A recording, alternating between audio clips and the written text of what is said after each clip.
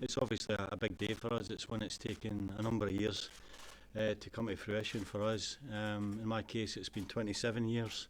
I started in here in 1986, and very early on it became apparent just how big a character he was in the whole place. Even when you walk through the marble staircase up into the Blue Room, the manager's office, you just get that sense of him being there.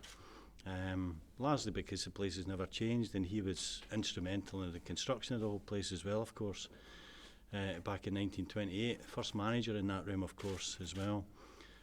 And then, of course, going right back through that time, I had the opportunity to speaking to some of the great players that played with Rangers, people like Jock Shaw, Bob McPhail, Willie Thornton, Willie Waddle, Ian McCall, Bobby Brown, and of course Johnny Hubbard on my left here. And every time I spoke to these players, all I got from them was how great Mr. Struth was. And even just to give you some idea of just how much he's respected in Ibrox, I asked Walter Smith if he would do the foreword, which he kindly did, and he said to me, he says, "You're not going to say anything bad about Mr. Struth, are you?"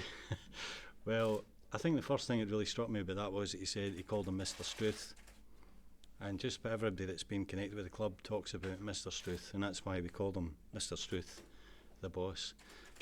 So it's been, in my case, 27 years. Ian Stewart, who wrote the book with me on the right, and I collaborated over the last 3 years. We've put an enormous amount of research in it. We've spoken to family members, Bill Struth's granddaughters in the room, just in the middle of the room they're in.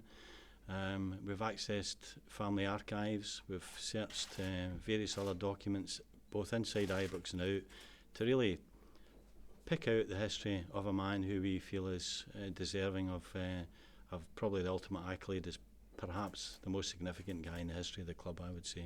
I think Bill Struth is the greatest manager we've had, but also he was the one individual that really set down the standards and the traditions of this club. I can remember when I joined in 1964, some of these things that he had implemented were still going on.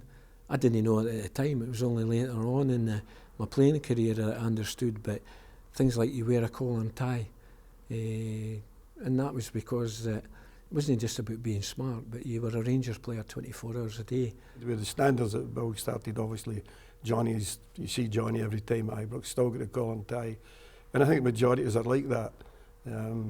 It's a good feeling, and you feel good. But Mr. Struth was such a gentleman, and quite old. He didn't know a great deal about football, but he was a great manager. And that's what a manager should be, because he's got his trainers and his coaches that can do all the needful with the players. And of course it was his longevity as a manager and the trophies that he won. We'll put him down as a legendary figure at the club.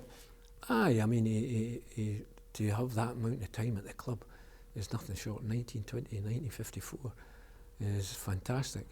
And to win all the honours he won. And these honours were interrupted by the war years. So, and Rangers won the league during the war years, which some people say doesn't count. But no, he's fantastic. And it's incredible. I mean, it's these things that don't happen. No, he was a lucky man. Very lucky. Obviously, it must have been a great honour for his family. But that's the way it is. If you're good enough for Rangers, then you're there to stay.